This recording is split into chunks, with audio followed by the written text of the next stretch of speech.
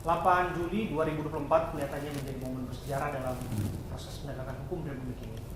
Saya Abraham Silaban, saya menyaksikan langsung bagaimana dari layar televisi kita melihat Hakim Tunggal Eman Sulaiman memberikan putusan yang berpihak kepada Peggy Setiawan selaku permohon.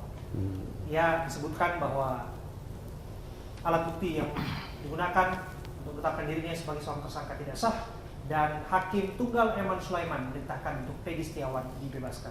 Saya Abraham Silaban, saya duduk dan mengawal detik-detik pra-peradilan ini melalui layar kaca bersama dengan dua orang praktisi hukum, yaitu yang pertama Bung Pitra Romadoni. Bung Pitra. Ya, Horas, Bung Abraham. Ya, Horas, terima kasih sudah hadir ya. Ya. Dan juga Bung Saur Siagian, praktisi hukum juga yang kita bersama-sama melihat bagaimana putusan yang dibacakan oleh Hakim Tunggal Eman Sulaiman ya. Kalau Bang ya. Saya ke Bung Pitra terlebih dulu deh. Bung Pitra, mengejutkan tidak apa yang disampaikan oleh Hakim Tunggal Eman Sulaiman? Oke, baik Bung Abraham. Kalau saya sih melihatnya dari segi hukum itu hal yang biasa dan tidak ada mengejutkan ataupun surprise dan hal lainnya.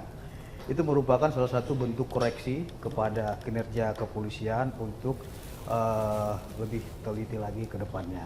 Dalam artian dengan adanya putusan pra-peradilan ini, hakim telah memberikan pengawasan kepada penyidik. Jadi terkait dengan beliau dibebaskan, dan itu merupakan suatu konsekuensi daripada putusan. Nah, artinya saya juga melihat Polda Jawa Barat sangat patuh terhadap hukum dan mereka menghormati putusan ini sebagaimana asas res judicata pro veritate habetur. Apa yang diputus hakim haruslah dianggap benar. Seperti itu. Tapi kalau Anda bilang ini tidak mengejutkan, tapi bagi sebagian pihak, bahkan banyak kalangan ini tergolong mengejutkan. Bahkan ada implikasi dari putusan ini yang menyebutkan bahwa terlihat betul bahwa Peggy Setiawan korban salah tangkap dalam hal ini. Jadi begini, kalau berbicara korban salah tangkap itu harus terlebih dahulu dilihat dari pokok perkaranya. Jadi pra-peradilan itu kan esensinya untuk menguji apakah sah tidaknya penetapan tersangka, penahanan dan lain-lainnya. Artinya syarat formilnya diuji. Kita ketahui dari pertimbangan ataupun putusan dari Hakim Tunggal ini ya, Pengadilan Negeri Bandung, beliau memutuskan karena pemohon dalam artian di sini Peggy Setiawan ya belum pernah diperiksa sebagai calon tersangka. Itu pertimbangannya satu kan gitu. Terus dari segi pembuktian ya, termohon dalam hari ini Polda Metro Jaya, pertimbangan hakim itu bahwasannya tidak dapat membuktikan terkait dengan surat panggilan terhadap calon tersangka dalam hal ini Peggy Setiawan. Nah, artinya apa?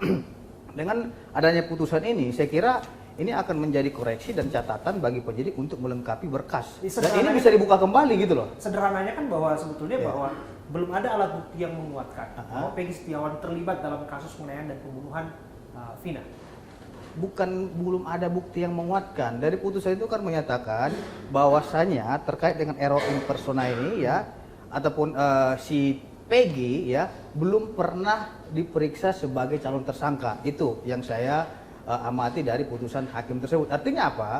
Penyidik Polda Metro Jaya saya kira bisa menggunakan hak hukumnya dengan membuat sprindik baru untuk memanggil PS ini kembali untuk memenuhi apa catatan-catatan dari pengadilan negeri agar diperbaiki administrasinya seperti itu. Bukan berarti pra-peradilan selesai perkara ini tutup, tidak gitu loh. Artinya ini harus dibuat terang benderang.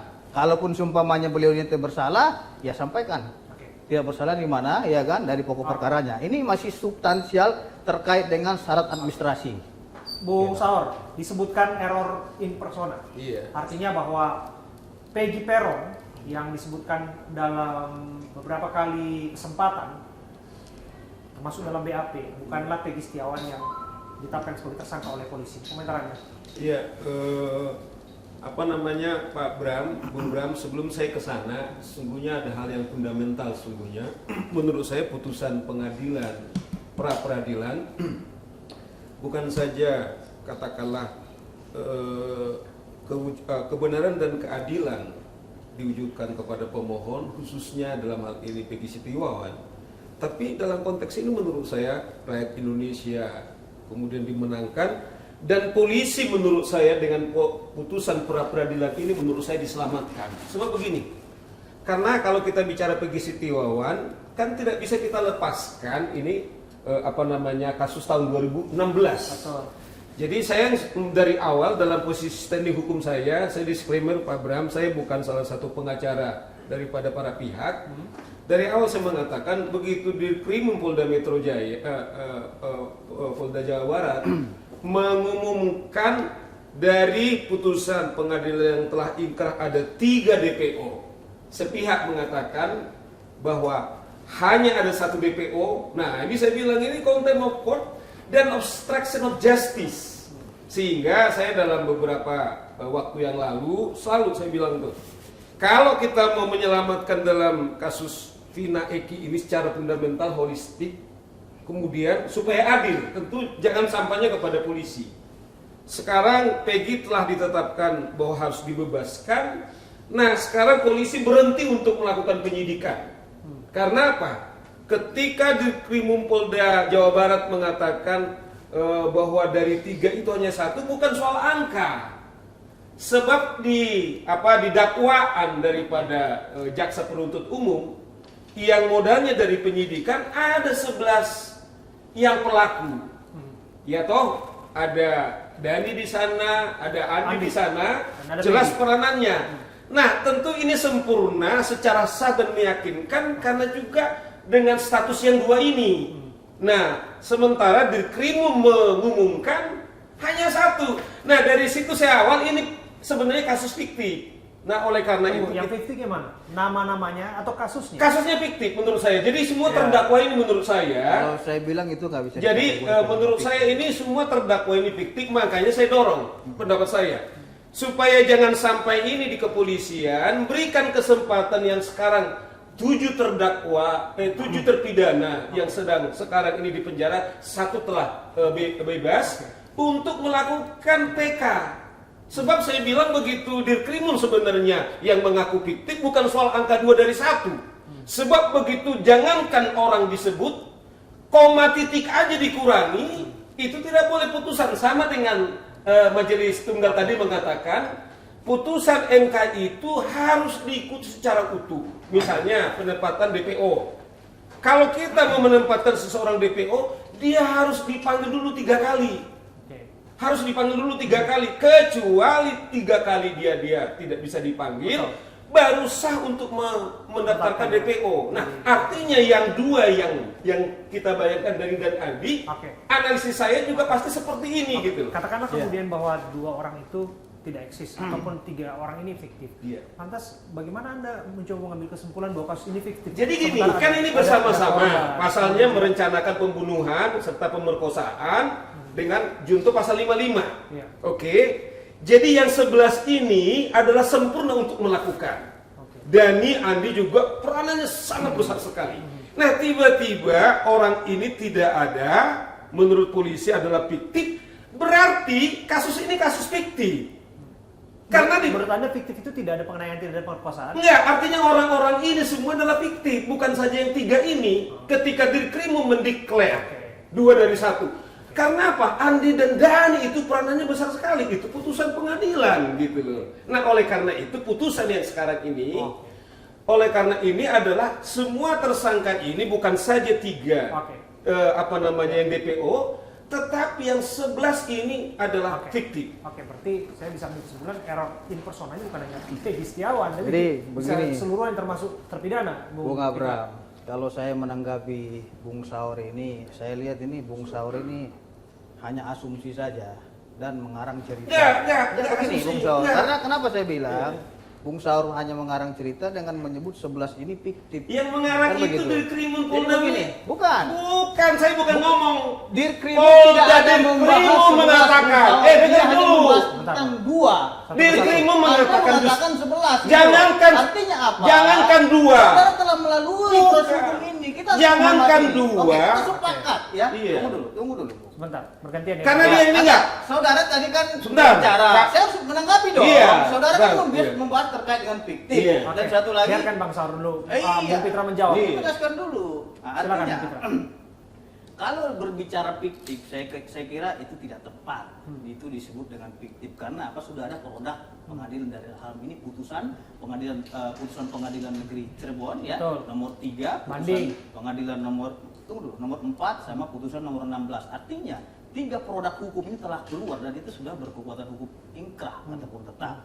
Kalau kita bilang fiktif, berarti proses persidangan di dalam pengadilan negeri, baik proses penyidikan, penuntutan itu tidak benar. Nah, Artinya jadi gini, apa? Begini, jangan tunggu lama-lama dulu. kau. Tunggu dulu. Ya, Bung Saur ini ngegas terus. Iya kan? Satu-satu. Jadi nggak Oke. jelaskan. Oke. Bung Langsung Saur to the tadi point. mengatakan obstruction of justice. Bung Saur ini terlalu dini menyimpulkan suatu perkara dan mengatakan orang obstruction of justice. Tidak ada proses pemeriksaan terkait dengan hal tersebut kecuali sudah ada putusan yang bersangkutan melakukan obstruction of justice. Jadi Nggak gini, bisa. Bram. Jadi gini, Bram. Janganlah sesatkan. Udah kegantian ya. Kalaupun supaya putusan pra-peradilan dimenangkan oleh PS, ya kita hormati itu. Udah, Kita kan, tidak saya jempol. cari. Jadi Tapi gini. ingat, itu bisa dibuka kembali dengan sprint Oke, baru. Oke, Gitu. silakan. jadi gini. Jadi yang mengatakan fiktif itu bukan Saur Sigaris, itu lagi logika hukumnya. Iya. Saur mengatakan Putusan jelas. sudah kan gantian kan? Iya. Dirkrimum Polda Jawa Barat mengatakan gini, Bram. Yang tadi sempurna itu ada 11. Saya ulangi lagi. Ada 11 pelaku. Ada namanya Andi, ada Dani. Makanya ini sah dan meyakinkan. Nah, tiba-tiba Polda Jawa Barat mengatakan dari 3 ini jadi 1. Padahal tadi dibilang udah diuji di pengadilan negeri, udah pengadilan tinggi dan Mahkamah Agung. Iya. Artinya dia tidak bisa mengatakan sepihak itu adalah fiktif. Ini yang saya bilang, ini menginjak-injak daripada hukum yang saya sebut obstruction of justice. Bukan, Karena apa? saya luruskan Sudah ya. dia bilang putusan yang inkrah, kan dia Luruskan. bilang putusan yang inkrah. Ya, putusan inkrah. Tetapi dia bilang yang 2 itu tidak ada. Ini yang Jadi saya begini, bilang ini menginjak-injak daripada kawan pengadilan. ini saya kira kurang up to date terkait dengan informasi dari pihak kepolisian. Itu sudah diralat oleh Divisi Humas Mabes Polri langsung mengatakan ini hanya terkait dengan komunikasi saja. Ya, kemarin Humas Mabes Polri menyatakan tidak ada yang dicabut dari 2 DP ataupun tidak ada yang fiktif. Apabila memang ada bukti yang cukup untuk membuka yang 2 ini, itu akan dibuka kembali gitu loh. Bukan artinya karena memang yang dibilang Saur itu fiktif, seolah-olah ini perkara harus di stop dulu. Nggak bisa seperti itu. Dan Benny Mamoto dari Kompolnas juga menyatakan ini hanya komunikasi saja. Oke. Gitu loh, terkait dengan hal tersebut. Apalagi yang berwenang menyampaikan sesuatu hal kepada publik atas nama instansi adalah Humas. Bahwa disebut implikasinya tadi bahwa Peggy Setiawan dibebaskan. Tapi disebutkan ada 2 nama lagi yang hingga saat ini kan belum jelas di mana arahnya. Bahwa disebut juga bahwa ada 8 orang yang sudah terpidana, 7 masih ditahan, 1 dibebaskan, 1 sudah mengajukan PK Saka Tatal. Apa implikasinya kepada mereka semua? Apakah kemudian mereka punya hak yang sama kemudian untuk memperjuangkan hak-haknya? Sementara narasi berkembang secara luas hari-hari ini bahwa mereka adalah korban salah tangkap. Bung Abram, kita harus melihat dari segi konstruksi hukumnya terkait dengan yang 8 orang kan gitu, dan 1 lagi ini yang dinyatakan bebas itu subjek hukum yang berbeda. Artinya apa? Kalau yang 8 orang ini kita katakan ada 5 kemarin itu telah mengajukan pra-peradilan pada tanggal 4 Januari 2017. Iya, ada sekitar 5 orang kawan-kawan. Dan itu sudah diuji, ternyata pra-peradilan mereka itu ditolak oleh Pengadilan Negeri Cirebon dan kalah. Nah, terkait dengan PS ini, di sini kan adanya muncul perdebatan. Iya. Apakah Peggy Setiawan ini adalah Peggy alias Peron? Betul. Kan gitu. Betul. Artinya kita juga nggak bisa samakan dengan 5 soalnya mereka menjadikan ini nopung untuk menjadi PK. Tapi Gitu. sumber untuk menersangkakan Peggy Setiawan dengan yang lainnya kan sama. Kesaksian Aib menjadi salah satu kesaksian yang dijadikan untuk keliru. menjerat mereka. Sementara dalam hal ini kesaksian Aib dibantah lewat putusan Saya pra-peradilan. jawab ya Bung Abram.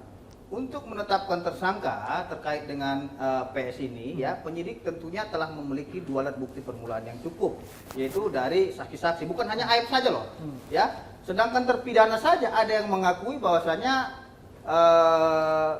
ya benar Peggy itu adalah alias Peron. Ada salah satu terdakwa berinisial S. Sudirman. Nah, terus satu lagi, ada lagi rekan-rekan beliau ya yang menyatakan bahwasanya atas nama Peggy ini benar nama panggilan dia Peron. Jadi Terlepas dengan bahwa ada saksi lain yang ya, mengatakan bahwa saksi lain ini tidak banyak juga termasuk gitu loh. Saka yang melihat Tinggal nanti mengaku bagaimana tidak ada penyidik Peggy di ini sana. membungkus bukti itu sedemikian rupa sehingga itu sah secara hukum.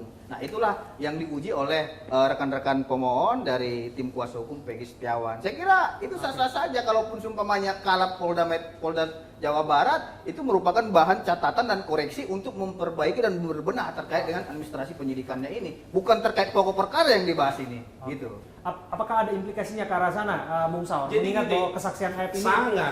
dijadikan menjadi kesaksian yang untuk menersangkakan para tersangka termasuk terpidana yang saat ini sudah ada di masa tahanan. Otomatis, karena saya bilang kan kembali ini dari awal kasus ini dari DPO peristiwa 2016. Jadi semua itu diuji. Jadi dari dakwaan kemudian diuji, tanya jawab, persidangan saksi dan lain-lain. Putuslah 11. Oke, sementara yang polisi yakin sendiri ya bahwa dari 3 DPO itu hanya 1. Ya kan? Nah, terlepas tadi Fitra bilang diralat yang sejauh ini, makanya saya juga masih dengar, saya juga bantah Saudara Benny Mamoto belum pernah mereka kemudian membantah bahwa itu fiktif. Nah oleh karena itu menurut pendapat saya loh, saya tidak berpihak kepada siapa-siapa. Saya ini anak polisi, ya saya anak polisi. Waktu saya minta supaya Sambo dipecat, banyak tadinya awalnya curiga sama saya, benci polisi.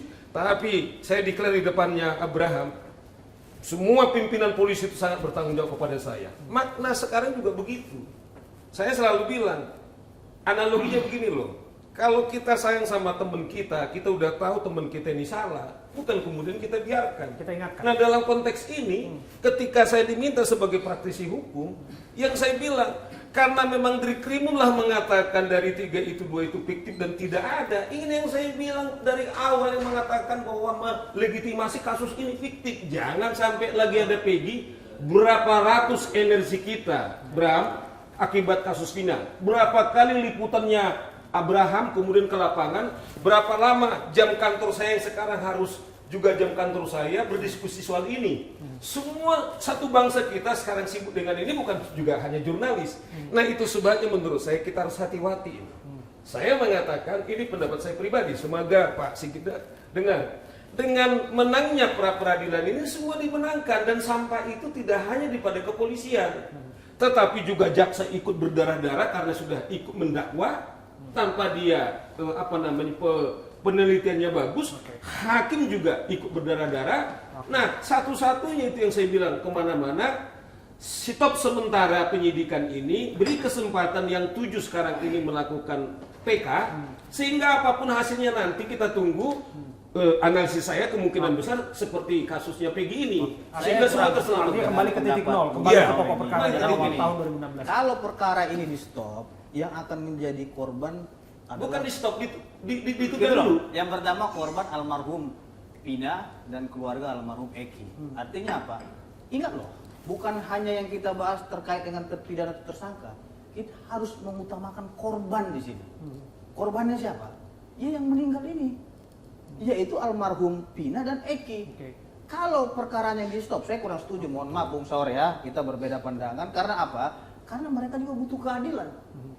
Makanya saya mendukung kepolisian agar perkara ini diungkap terkait dengan. Tapi nggak ada salahnya kalau misalnya tidak iya. perlu terburu-buru. Yang paling penting adalah membuktikan ataupun menemukan suatu hal yang ilmiah ataupun saintifik untuk betul-betul menunjuk ataupun menyalahkan siapa yang betul-betul terlibat dalam kasus tidak ini. ada yang Jadi terburu-buru. saya sebenarnya respon. Tadi saya dengar dari ya buktinya Polda Jawa Barat juga sudah dikoreksi Fitra, melalui peradilan dan saya dengar tadi oleh kesaksiannya Polda ibunya Jawa Barat. Feni, saya dengar sendiri. Iya.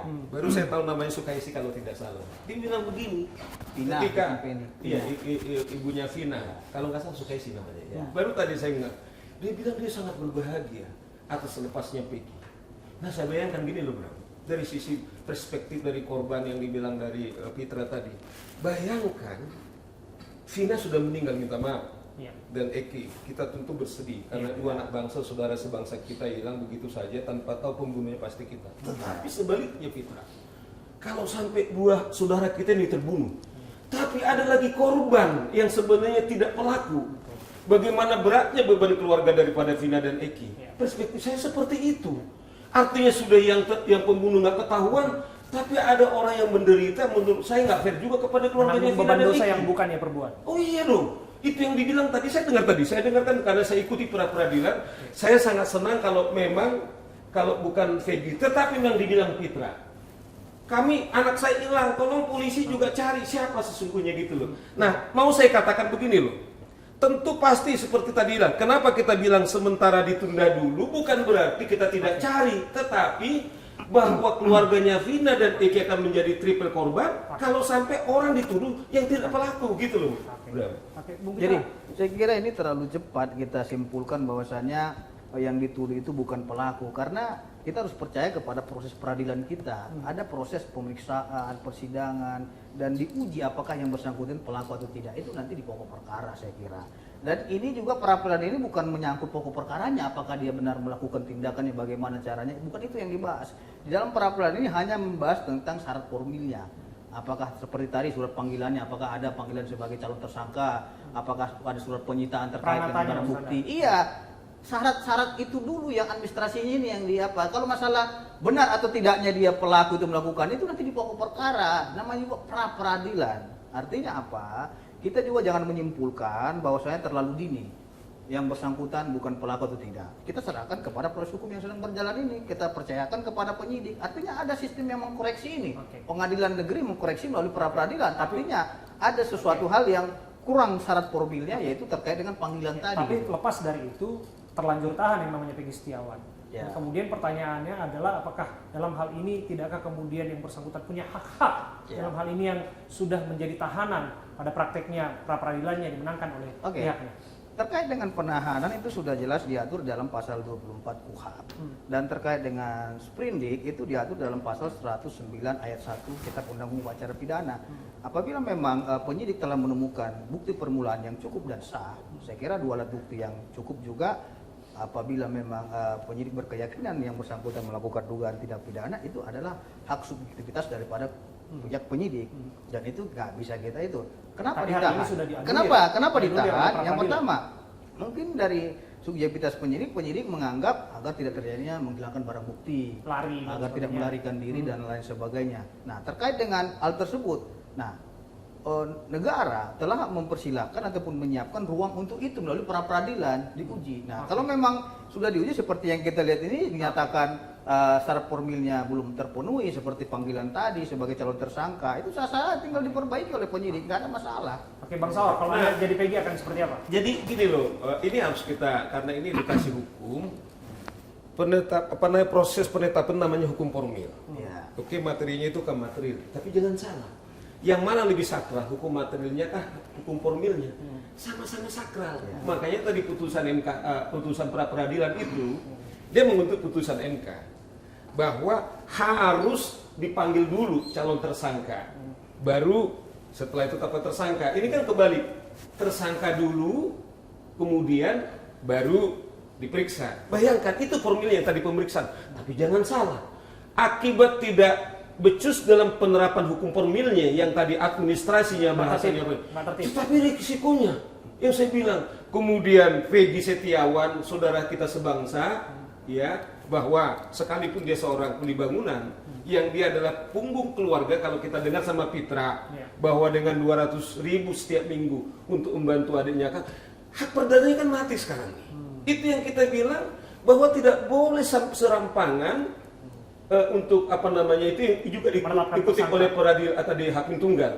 Apalagi kita penegak hukum. Makanya itu yang saya bilang bahwa tidak fair. Misalnya ini kan kami ini praktisi hukum, sering sewenang-wenang aparat penegak hukum untuk menerapkan hukum, padahal korbannya adalah warga kita, sementara tidak seimbang punishment kepada kepolisian. Misalnya gini, Bram, bagaimana pertanggungjawaban tentang sakat tatal, kemudian diminta untuk katakanlah minum kencing, kemudian di strum, kemudian disiksa dulu baru melakukan pengadilan. Nah, inilah sebenarnya putusan MK ini, KUHP ini, supaya apapun hak ajasi orang lain itu, sekalipun dia diduga atau didakwa atau ditersangkakan, tetapi hakikat dia sebagai manusia, melekat hak ajasi manusia yang kepada dia nggak boleh dikurangi begitu saja. Menurut Anda Peggy akan mendapatkan haknya tidak? Saya pikir dalam putusannya itu kan tidak hanya disebut bahwa dia harus membayar administrasi. Betul. Tetapi menurut saya adalah adil karena ada kerugian material misalnya gini, otomatis dia nggak kerja kan. Oke. Nah saya pikir itu, tetapi juga fair tadi putusan pengadilan bahwa termohon juga harus mengembalikan nama baiknya, apakah makna mengembalikan harga dirinya dia tentang kerugian perdatanya, kemudian nama baiknya, tetapi juga saya kira sah supaya apa? Memberikan pembelajaran. Jadi kalaupun saya kembali mengatakan ini bukan kita kayak main badminton, bahwa menang dan kalah, enggak.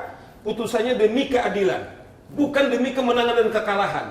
Jadi demi keadilan apapun output namanya putusan, itu sebab saya bilang polisi terselamatkan, tetapi harus kita kejar jaksa, kemudian juga hakim yang juga ikut menyidangkan kasus yang 11 pada tahun 2016. Gitu loh. Oke, Bung Pitra, mengapa hingga saat ini yang terkesan adalah begitu sulitnya untuk menemukan bukti saintifik terhadap kasus ini? Contoh misalnya CCTV yang ada di dalam BAP yang ditunggu-tunggu untuk dibuka. Mengapa kemudian tidak dibuka kepada publik untuk menjadi titik terang siapa sesungguhnya yang betul-betul terlibat di sana, sehingga publik juga terjelaskan secara terang benderang mengenai perkara yang sesungguhnya terjadi? Yang pertama kan sudah jelas Pak Kapolri melalui Wakapolri sampaikan bahwasanya dalam pengungkapan kasus ini pada tahun 2016 itu tidak menggunakan metode scientific crime investigation. Jadi dalam kasus ini kita lihat di tahun 2016 itu tidak adanya scientific evidence. Dalam hal ini pengungkapan melalui micro evidence. Nah, contohnya seperti DNA, sidik jari dan lain-lainnya. Kalau memang itu dahulunya dilakukan pengungkapan melalui micro evidence, saya kira ini akan terungkap terhadap pelaku-pelaku lainnya, yang 2 orang lainnya kan gitu, yang saat ini sedang didalami oleh pihak kepolisian. Yang kita ketahui saat ini metode pengungkapan kasus ini hanya menggunakan makro evidence, ya, seperti kesaksian saksi-saksi yang terlihat terkait dengan adanya CCTV itu. Saya kira CCTV ini juga harus kita pandang dari segi ketahanan CCTV ini. Karena begini, CCTV itu juga ada jangka waktunya. Ada yang 7 hari, 1 terabyte isinya, ada yang bertahan 11 hari. Nah, ini tinggal nanti yang akan menyampaikan adalah penyidik terkait dengan CCTV apabila ada CCTV. Karena saya melihat dari 26 alat bukti yang diuji di dalam Pengadilan Negeri Cirebon, baik itu putusan pengadilan nomor 3, nomor 4 dan nomor 16, tidak ada di situ CCTV, gitu loh. Yang saya lihat itu hanya terkait dengan sepeda motor, senjata tajam dan lain-lain halnya, gitu, Bung Amar. Menurut Anda Peggy itu eksis nggak sih? Yang mana? Yang namanya Peggy, Andi, kemudian Dani itu eksis tidak? Atau Terkait Peggy, dengan eksistensi, Peggy Peron eksistensi Peggy alias Peron, kita melihat dari kesesuaian dari keterangan saksi, gitu loh. Saksi yang pertama saksi S, ada saksi N, ada saksi A, dan ada saksi I. Nah, dan ada saksi-saksi pendukung lainnya.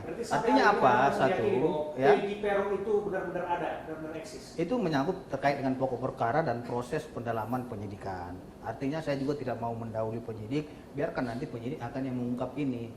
Nah, yang saat ini sedang ada koreksi oleh pengadilan agar mereka melengkapi syarat administrasinya. Seperti itu, Bung Abraham. Peggy Setiawan pada prakteknya dibebaskan. Siapa kira-kira Peggy Peron? Oke.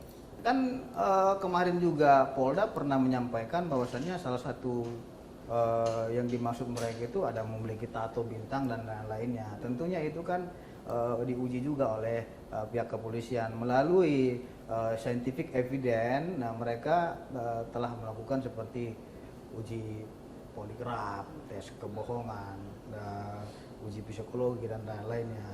Saya kira itu merupakan suatu petunjuk juga terkait dengan yang bersangkutan ini adalah Peggy Setiawan atau Peggy alias Peron, kan gitu. Nah, tinggal inilah yang menjadi persoalan daripada tugas dan tanggung jawab penyidik itu untuk mengungkap dengan bukti yang sebanyak-banyaknya. Karena dari salah satu alat bukti saja itu sudah ada dari keterangan saksi-saksi. Anda masih meyakini Peggy Setiawan ini Peggy Peron? Terkait dengan meyakini ini itu adalah ranah penyidik, iya. Kan begitu. Artinya apa? Penyidik konsisten terkait dengan Peggy Peron putusannya. itu ternyata orang yang lain, pada akhirnya kan sudah dikoreksi. Kalau mengenai itu, ya itu masuk dalam ranah pokok perkara, bukan ranah pra peradilan lagi, seperti itu Bung Abraham. Oke, Bung Saur, Ya. Anda meyakini Peggy Peron ini benar-benar eksis atau sesungguhnya Anda kembali kepada pemahaman Anda bahwa sesungguhnya itu adalah fiktif? Saya bicara analisis hukum saya. Iya. Artinya ketika saudara dari Krimum Polda Jawa Barat mengatakan dari 3 2 itu adalah fiktif, dan yang satu menurut dia benar, ternyata ditolak pengadilan. Ya logika hukum saya mengatakan bahwa Peggy yang mereka sebutkan itu adalah fiktif. Itu adalah saya menstir dari pernyataan Polda Jawa Barat, terlepas misalnya gini loh, kan kasihan kalau asumsi, saya ingat lagi waktu itu Sandi sempat ngomong begitu memang. Tetapi coba bayangkan kasus yang sangat serius, hari ini beda, tetapi menyangkut nyawa orang loh, menyangkut masa depan orang gitu loh. Nah, makanya saya terus terang, sebenarnya putusan yang hari ini terlepas ini adalah pra peradilan, ini adalah momentum. Kasihan loh anak-anak Cersei ini bisa kasus Sambo loh. Ini akan banyak kemudian melakukan obstruction of justice, akan banyak dijerat hanya karena kita mau paksakan. Padahal Kapolri Pak Sigit sudah mengatakan dalam kasus Vina Eki, saintifik itu adalah tidak ada, bahkan dia secara terang benderang. Nah, maksud saya ngapain lagi kita paksa, kasihan. Misalnya kasus Afif menyasar kawan-kawan kepolisian, kemudian soal Satgas Judi Online yang juga leading dalam penindakan adalah teman-teman di polisi. Banyak sekali PR kita, kenapa nggak kita fokuskan dulu? Kita mengatakan bukan kemudian ini jadi tidak ada, demi keadilan. Bahwa ada masalah yang 3 ini ternyata sudah diuji itu gagal, tapi ada yang saya bilang itu satu kesatuan karena pasal 55, mereka bersama-sama hentikan sementara ini, dorong yang 7 itu untuk PK, dan menanti itu seperti sekarang ini. Oke. Jadi jangan sampainya kepada teman-teman polisi. Oke, kalau kita lihat ini di layar kaca ya sekarang ini adalah detik-detik di mana Peggy Setiawan akan dibebaskan oleh kalau kita lihat ada ayah dari Peggy Setiawan bersama dengan kuasa hukumnya yang akan menjemput Peggy Setiawan dari Polda Jawa Barat di Bandung, Jawa Barat. Tapi tentu saja apa yang kita saksikan hari ini, saya bersama dengan Bung Saung, saya bersama dengan Bung Pitra, tidak hanya 6 pasang mata yang menyaksikan ini, jutaan pasang mata menyaksikan ini, dan sebanyak-banyaknya orang yang menyaksikan, tentu sebanyak-banyaknya pula orang yang akan menerima pesan dari ini semua, pesan hukum di Republik ini dari ini semua. Apa yang ingin Bung Saung sampaikan? Pesan apa yang disampaikan melalui putusan yang diambil oleh Hakim Tunggal Eman Sulaiman di Pengadilan Negeri Jakarta Barat? Ya. Maaf, di Pengadilan Negeri Jawa Barat. Ada 11 saudara kita, satu Sakatatal. Bayangkan Sakatatal ini kan sudah dia bebas, tetapi harus bertaruh sekarang PK untuk memulihkan namanya. Karena dia untuk melapor sebagai kuli bangunan harusnya terganggu karena SCK ya tidak dapat. Nah, oleh karena itu masih ada 7 yang sekarang masih di dalam sel. Ini juga saudara kita. Nah, oleh karena itu menurut saya kita berikan juga kesempatan mereka untuk leluasa untuk mencari keadilan. Sehingga gini loh, saya selalu menyetir bahwa salah satu tujuan negara itu melindungi segenap warga negara Indonesia, dan instrumen untuk melindungi itu adalah kepolisian, yaitu tugasnya adalah melayani, mengayomi, dan melindungi. Artinya siapapun dia wajib dilindungi polisi. Nah, dengan demikian ketika ini upaya hukum diberi kesempatan, jangan bebannya hanya kepada polisi, sehingga penegak hukum jaksa yang kemarin mungkin diduga, katakanlah kita diduga ada kesalahan di sana, hakim ada kesalahan di sana. Ini cara menyelamatkan proses peradilan kita, mulai dari penyelidikan sampai dengan putusan, termasuk juga ingkrah. Oke. Bu Pitra, nampaknya kasus ini juga menjadi pelajaran penting untuk sebagai warga negara kita, sebagai praktisi hukum tentu saja. Apa yang ingin Anda sampaikan? Baik, Bung Abraham, saya ingin menyampaikan bahwasanya menjadi penyidik, menjadi polisi itu tidaklah mudah. Menjadi penyidik dan menjadi polisi harus bisa menjadi malaikat. Karena apa? Seberapapun kebaikan yang kita lakukan karena suatu kesalahan prosedur saja, itu akan menjadi bulan-bulanan orang yang menilai kita salah. Tolong diingat, tujuan utama daripada penyidikan ini adalah memberikan rasa keadilan kepada korban. Artinya apa? Penyidik dengan sepenuh tenaga, berdarah-darah dari siang sampai malam bekerja keras untuk memberikan keadilan. Dan saya ingin menyampaikan bahwasannya di dalam asas hukum kita ada yang disebut dengan namanya res judicata, ya, pro veritate habetur. Artinya bahwa keselamatan rakyat adalah hukum yang tertinggi di negara Republik Indonesia. Terima kasih Bung Abraham. Terima kasih Bung Fitra Rohani, terima kasih Bung Saus yang sudah berbincang bersama dengan kami. Tentu ini menjadi pelajaran penting karena kita mengingat banyak kasus-kasus sungguhnya belum selesai, apalagi kasus yang sudah lama, ada prakteknya para pelaku belum ditemukan hingga saat ini. Tentu saja estafet penyidik ke penyidik, siapapun yang bertugas di sana, dan tentu saja bukti-bukti saintifik itu menjadi dasar untuk menetapkan siapa yang nanti bertanggung jawab di sana. Kita dukung terus pembenahan di dalam tubuh Polri tentu saja, tapi bagaimanapun itu keadilan dan kebenaran harus tegak di dalamnya. Terima kasih. Saya berhasil. Terima kasih. Terima kasih Bang.